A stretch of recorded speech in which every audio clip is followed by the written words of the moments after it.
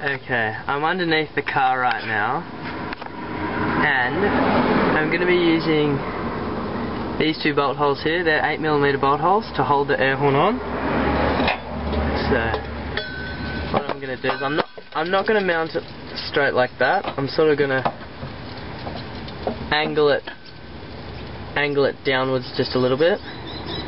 I'll have to turn that solenoid around so that the air hose faces opposite to like the mounting plate. My arm's getting sore.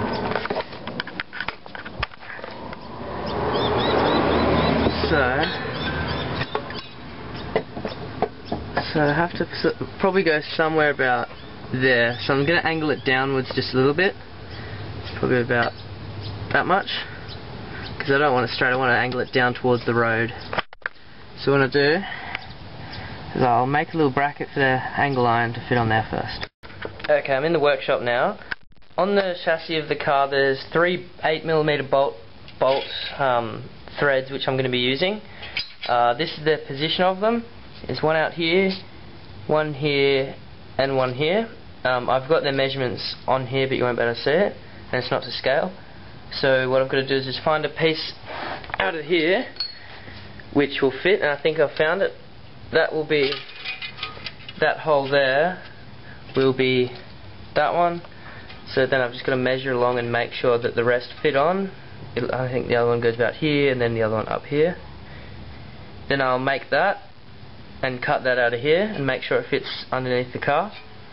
Then onto this plate here will be welded a bit of angle iron, slightly angled, so that the air horns face down towards the road a bit. And then onto that piece of angle iron will be bolted the air horns. Okay, I've got these 2 holes here drilled and this one up here drilled to the correct size, so now I'm just going to use the angle grinder to grind out a rough shape for it, and then I'll see if the holes are in the correct position. They should be. Okay, I just finished cutting that out, but it's still extremely hot, so I'm going to use pliers to carry it to what. It's not sizzling, but I'd burn myself. I would burn myself if I touched it. So I'll let that cool down a little bit, then file off the burrs and then test it on the car. Okay, I'm underneath the car, and they're not perfect, the holes, so I'm just going to drill each of the holes out to 8.5, so then hopefully it'll have enough movement to line up. Okay, I finally got it bolted on. I had to come out and get under the car about 3 or 4 times just with a file, and now my neck's really sore. Oh well, I didn't file it underneath the car, but I'm just a bit sore. I'm getting underneath here. So now I'll make the bracket for the air horn. Okay, I've got the piece of angle iron welded on. I had to make a couple of runs. You can see there's a few runs of weld on it. That's because I didn't grind the paint off, so when I did one run it sort of burnt the paint, then I just got a wire brush. And you can see that it's angled downwards, so they'll angle down at the road, which will hopefully make it a bit louder. So I'll see what it looks like underneath. Okay, I've got it on, so it's held on up here. It's the bracket, and then it's down here. It's a tiny bit lower than the tow hitch, but I'm not concerned about it. It's not low enough to bother me. The front of the car, under these bull bar here, that scrapes along the ground sometimes if you're coming out of a steep driveway, but that'll be fine like that. So now I'm just waiting for my air compressor off eBay. Okay, I've done a fair bit of work today on getting this hooked up. That's the air pump there. Dual cylinder, 150 litres per minute, max pressure 200 psi, which will be more than enough. My first plan of the day was to get a fitting to fit on this. So I went to Bunnings Warehouse and I got a barbecue fitting. What my plan was to get a barbecue fitting with the orange hose which you get, cut the orange hose, and then just adapt like one of these air fittings onto it somehow. So I went and bought the barbecue fitting, took it to the car and it didn't fit, so then I returned it. And then I thought, oh, I'll have another look in the barbecue section, and then I went over to the plumbing. And on my way over to the plumbing section I saw one of the like store assistant guys. He had a look at it and said, "No, you won't find anything in plumbing." So I sort of walked away from plumbing thinking, what'll I do? But then I thought, no, you know, these guys often don't really know what they're talking about. So I did go to plumbing, and I did find something. I found this, which does screw on. So I still have to do a bit of work. So that screws on there. I'll put a bit of the tape around it so it won't leak. So what I'm going to do tomorrow is make something on a lathe to fit in this small end, and I'll braze it up so it's airtight, and then this air hose will fit in that with a little clamp around it. So these guys at these workshops, they're nice people, but I wouldn't really trust them that much. Always go and have a look for yourself. Okay, I'll give you just a basic rundown of what's happening. When I get this, there'll be an air tube from here onto this side of the T, and from this side here we'll go down to the air, like the air horn. This one here is going to the air horn right now. So I'll just cut it and stick it on that side. I've made it so that it can be removed. That'll just come out. So if for some reason I need to remove this tank to get to the battery, because the battery's actually underneath there, I can just remove it quite easily.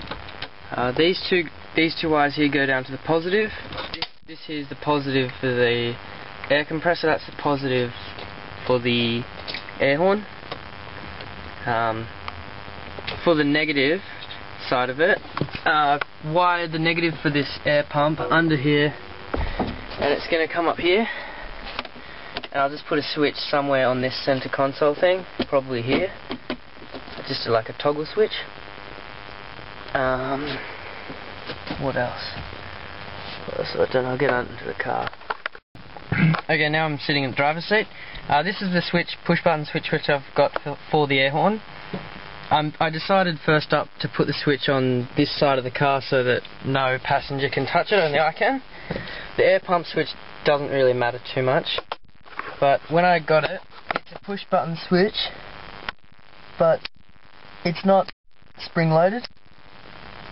So what I'm going to have to do is just put a spring underneath it or something. I was a bit annoyed at that, but it doesn't matter. It lights up actually. It's got a little LED under there. See the little LED there? So that actually lights up, which I think is pretty cool. It'll be going where that wire is coming out. That wire there goes down and under there. So okay, now I'm underneath the car. This is the air hose. That goes to the positive of the battery. The air horn's not under here at the moment. I took it off. I've just tied the wire up, so that's the positive of the air horn. This one here is going to be the negative, which will go up to the switch at the driver's seat. I've got it held on away from the radiator there with a little clip there. That clip there. So hopefully it won't get too hot and melt. I'm hoping that won't happen. So now I've just got to, tomorrow I've got to go up and get another toggle switch for the air pump, some heat shrink tubing, and there's something else I think. I don't know. But got to get something. So by tomorrow it'll all be together. Okay, to test how big the piece of steel I want to come out of the air tank, what I've done is I've put this in hot water. This is just a scrap of it. Scrap. So that's in hot water, so now it's really flexible. So now I'll put it over a drill and see if I can get it in a drill. And if I can get it over the drill, then I'll know that's the size to make it. So this is 12.5. So I can, yeah, that's a good guess actually. I've just put it over a 12.5mm drill, and it goes on quite, takes a bit of strength to put it on, but I think that'd be the one to put it on. I'll try putting it on at 12. Oh fuck, put everything in the hole. So this is a 12.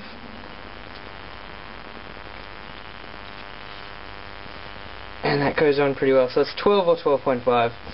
So that's just a way of testing what size you need.